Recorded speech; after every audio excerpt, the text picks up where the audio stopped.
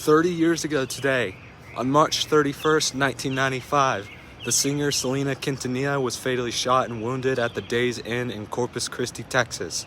Although paramedics tried to revive Selena, she was pronounced dead of hypovolemic shock at Corpus Christi Memorial Hospital at 1:05 p.m. at the age of 23. The killer, Yolanda Saldivar, was an American nurse and the president of Selena's fan club, who was exposed as having embezzled thousands of dollars from the singer's earnings. The news of Selena's murder had a profound impact on the Latino community.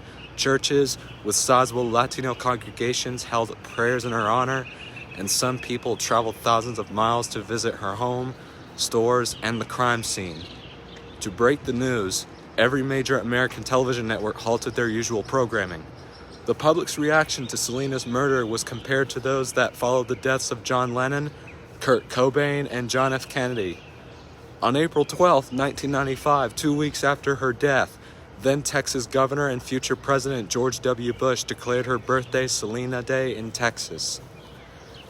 Tejano music was one of the most well-liked subgenres of Latin music in the United States at the time of Selena's death.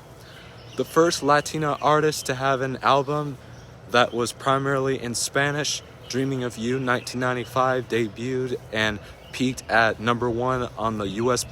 Billboard 200 chart. Selena was dubbed the Queen of Tejano music. After her death, the popularity of Tejano music waned. Saldivar claimed the unintentional shot Selena while attempting suicide during her trial for the murder, which was dubbed the trial of the century and the most significant trial for the Latino community. However, the jury did not believe her, and she was convicted of murder and sentenced to life in prison. A few days ago, she had been denied parole once since she became eligible. Now let me tell you how it exactly happened.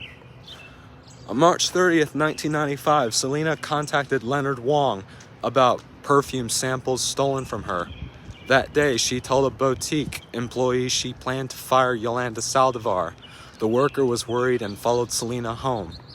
At 7:30 a.m. the following day, Selena departed for Saldivar's motel room. Saldivar said she had been sexually assaulted in Mexico at the hotel. When Selena brought her to the hospital, the staff saw that Saldivar was depressed. A nurse told her she needed an examination in San Antonio after she started to tell inconsistent stories. To keep her father, Abraham, from being upset, Selena suggested they keep their distance while driving back. Abraham reminded Selena of a planned recording session over the phone at 10 in the morning. She promised to be there shortly. This was the last thing they talked about. At the motel, Selena and Saldivar argued. When Selena demanded her financial papers, she found a revolver in Saldivar's bag. As Selena attempted to run away at 11:48 a.m., Saldivar aimed the gun at her and fired, severing an artery in her shoulder. A motel employee reported hearing a loud bang. Bleeding heavily, Selena ran 392 feet to the lobby, leaving a trail of blood. Clutching her chest, she screamed, "Help me, I've been shot."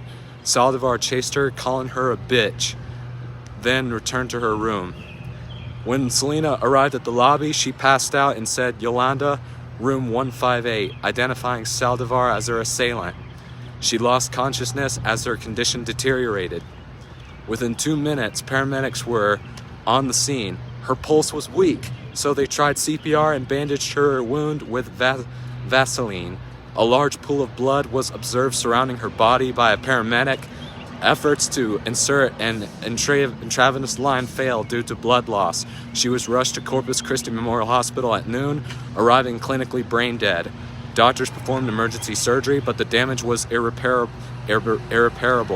She was pronounced dead at 1:05 p.m. at the age of 23. An autopsy confirmed the bullet had severed Selena's right subclavian artery, causing rapid blood loss. Doctors stated that had the bullet been 1 millimeter higher or lower, the injury might not have been fatal. After the shooting, Saldivar tried to flee but was intercepted by police. She barricaded herself in her truck, threatening suicide. A 9-hour standoff ensued, during which negotiators convinced her to surrender. By then, hundreds of Selena fans had gathered, many in tears. News of Selena's murder spread rapidly. Initially, some radio listeners thought it was an April Fool's joke.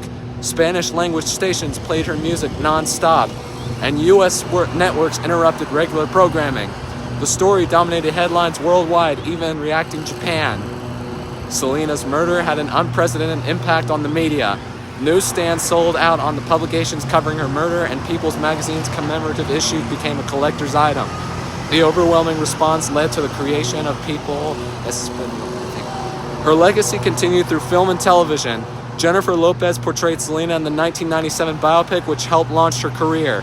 Selena the series premiered on Netflix in 2020. Numerous documentaries and TV specials have since chronicled Selena's life and tragic death, and her murder is what led me to learn about and become a fan of her.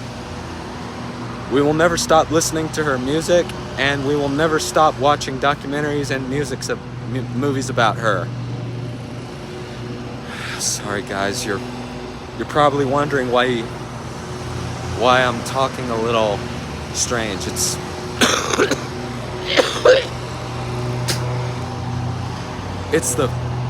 I've been having some bad coughs lately, and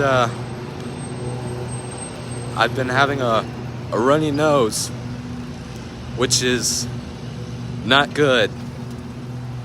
So that's all the things I can talk to you about Selena. If you like what I told you, then hit the subscribe button and feel free to listen to her music on YouTube or any music app you could possibly find. Well, I have to get going now. This is Stephen Luke, and I'll see you later.